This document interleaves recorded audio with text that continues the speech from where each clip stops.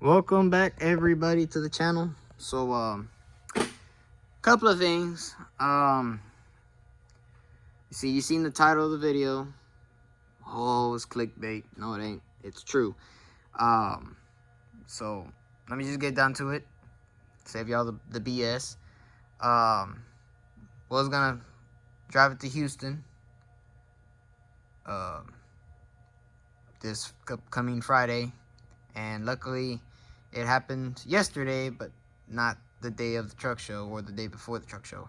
So things happen for a reason, like my dad says. Long story short, transmission, I guess I definitely lost fourth and third gear. Typical 4L60 issues. The band and the drum probably screwed up or reheated. The transmission did get up to 220 degrees, but I pulled over, let it cool down, turn around, and, I parked outside of Angleton on 288 at the Love's truck stop. Well, like I said, it happened. Good thing it happened yesterday, not the day before the truck show, the Friday night, basically. That would have been terrible. So, that's the reason you test drive vehicles, so you know how they will perform before you go on the long trip. The thing is, on Friday night, because today's Sunday, so yeah, yesterday was Saturday. So Friday night, I test drove it, and it did well. But what I didn't like was at the bridge heading to the beach in Matagorda. The bridge is a steep incline at 30 miles an hour, so it's slow, and my transmission was not really happy about that. It went up to 210 degrees, but it still cooled off, driving it. But I noticed that, and I didn't like that. But I just wanted to be sure to see it would make the trip, because I wanted to go to Angleton and then Lake Jackson and back home. One big round trip if everything went well, going 70, 80 miles an hour, because everyone on 288 is not gonna go 55 or 60. They're gonna be doing 80. So my transmission just didn't like going high speed, I guess. So decided to give out on me, and the transmission only has 115,000. So the thing is, I did a filter change when I got it. The transmission came out of Suburban. I did a filter change and all that, and the fluid looked good for its age, and for the mileage. And just, I guess it didn't like it. I don't know. Some of y'all would, oh, that's the reason you changed the fluid. Well, that's the thing, is 115,000. Yes, I know it's like 30-something years old now, because it was a 95 Suburban. But for that just low mileage, that just doesn't seem right. And it's probably maybe a shift solenoid or something simple. But to figure out within a short period of time, I don't think so. And luckily, I have another transmission coming up. It's used, but it's been actually taken care of. And I know the guy. It's my dad's mechanic that he used a long time ago. Or he still uses a couple of times here and there. And he has one. He's like, yeah, I'll just sell it to you. Well taken care of. So I'm gonna buy it off, swap it in here, and then this one, or the one that I took out originally that was supposedly rebuilt, but somebody didn't flush it correctly because there smells of alcohol, or that transmission flush, and it ruined it. So both of them are gonna need a rebuild, but I think whichever one I want to get rebuilt would be the option. Either which way, that one has to be rebuilt again, because the clutches are probably bad, because alcohol would mess up. It would thin out the oil, and it probably deteriorated the clutches. This one, it overheated. Like I said, it went up to 220 for a short period. I didn't burn it because the fluid still looks good. It wasn't smoking. It's just it lost third and fourth gear. So like I said, it might be something simple. So the transmission I'm getting, I'm gonna take this one out. I think that's what I'm gonna do. I'm gonna take this one out and take it to him, because I told him it's just third and fourth gear apparently just went out. Second gear was about to give up on me, but if he can figure out what it was, or if it's something simple and he can change it, well then I'm good. But if not, it needs a rebuild, well I'll go get it rebuilt. But that's not, you know, it's not a big old, oh I need it like today, because like I said, he's gonna sell me one, so it's gonna be okay. So yeah, that's the sad story there. But luckily, like I said, things happen for a reason. Good thing it happened, you know, yesterday, not the day before the truck show, because that would have been bad, and especially at night. No, that's a no-no. But yeah, that's the story of yesterday. But anyways, good things to talk about. CB got it mounted, got the antenna, the adapters. That works all good. Alternator issues I've been having are fixed. We just ran an extra wire between the alternator cable and the wire that goes to the you know, the instrument cluster and all that, to tell you how much voltage. We just added an extra wire there between the two, and it actually polarized the alternator. It works. It's charging. I haven't had no issues, and luckily, like I said, Friday night I went ahead and bought me a fire extinguisher, because just to be in case, just to be sure. Just went ahead and did that. Now, we also got a mattress back here. So, let me show you what I bought. 150 bucks, but is worth it? Yes, it is. It's a big old 8-inch, twin size, you know, kind of like a memory foam mattress. This thing is nice. Let me show y'all what it has in it. So, has the knitted cover, has 2 inches of green tea memory foam, and then 2 inches of comfort foam, and then the 4 inches base foam with wave dynamics for airflow. A bunch of BS, right? So there you go for y'all people who were interested in looking. Bought this at Walmart. It is very, very comfortable. All I gotta do is pull up the seats forward completely. Move these seats up forward as well, and this thing will flatten itself out and be even, and it's just comfortable. And the way you know, this is the way you're gonna be driving, right?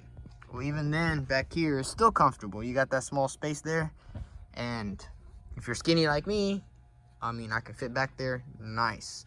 If you're a big person, well, yeah, I don't know. It may not work. So we'll see, you know, on the day of the truck show. But that's what we did. I'm like I said, it's pretty comfortable, and it is very, very big. So another thing is the panels that I made. So I decided not to use the plastic ones because they take up a lot of space. Without it, it gives me 3 inches of clearance, so I can fit the bed and the mattress. Without it, you see it's the way it is, but with that plastic, which you see over there, it probably would have been very just cramped up. It wouldn't look right. So I made these panels. This is the same material, if you remember, from about a year ago when Dad did the headliner for the Volvo. This is what he used, and so there was leftovers. So I made panels for, you know, the driver and passenger side. This is for the, over here, the panel, A-pillar, I guess what you call it, where the seatbelt goes down here. This is for the back, where the speaker goes, and then this is for where the back panel is, and then this panel goes right underneath the window, and then this big long one here is the where the headliner goes. So the headliner part, or the back part, right, is 44 inches long by 10 inches, I guess, width, because it's not really height. Instead of 29 inches, I did 28, because, like I said, with the that mattress, it's a shit ton. so I don't have to go all the way completely down, and it just saves me a material and time. But the time, it's already done because I already have it made. It's just I'm waiting on the material, the vinyl stuff. That comes in Wednesday. Hopefully it comes in a little bit before, but you know, it's still before Friday night for the truck show.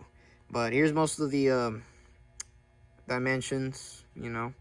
So you can see that 3-inch up to 22 inches, and then from that point on it's 4 inches, basically this part.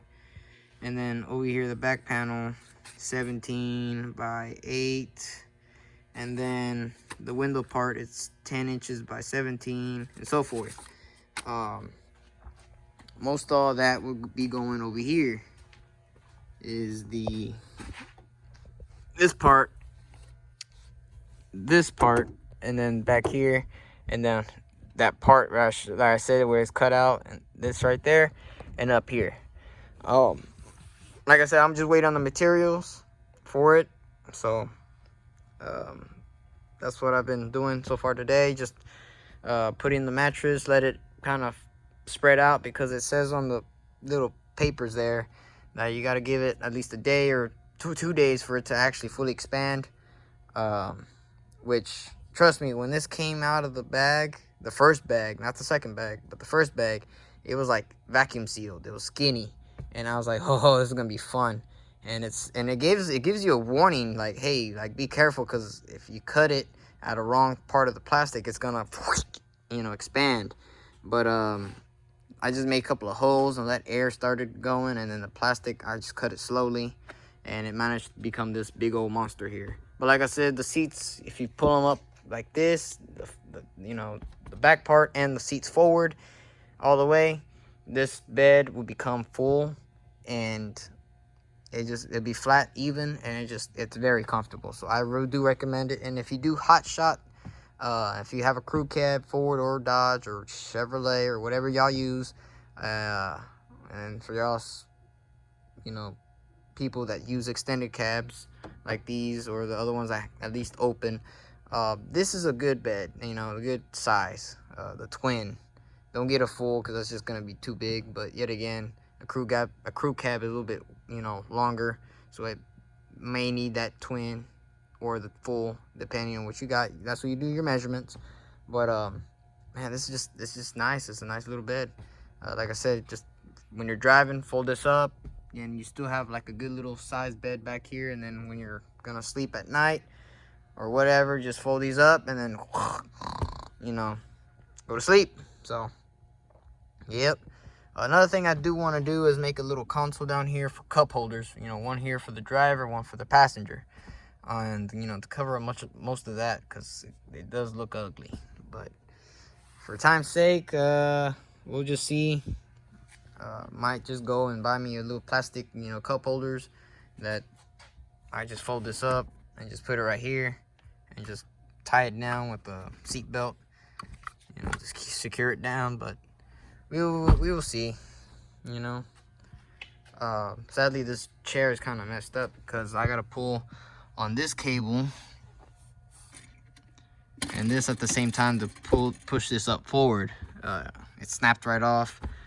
If I can find another chair later on, cool. It maybe be better to buy a bench seat, but we'll see what happens. Anyways, someone can sleep back here, and then someone can sleep up here forward. Just lift this up, and, you know, be all right. You know, but if you're skinny like me, if you're big, you know, chunky, you're gonna have to figure that out. But yeah, that's what I did so far with the truck. But yeah, sad news, the transmission went out. But can't be moping or be sad or depressed about it, because hey, like I said, it happened yesterday, and not the day before the truck show. So yep, it is what it is. But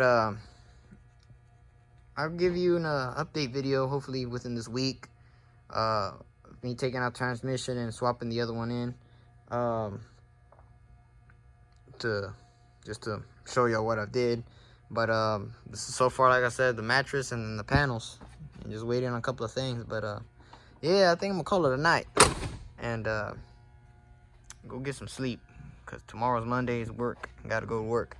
So hope you enjoyed this little video. You already know what to do. Go subscribe, hit that notification bell so y'all know when I upload videos. Comment and give it a like. And like I say, catch you on the flip side.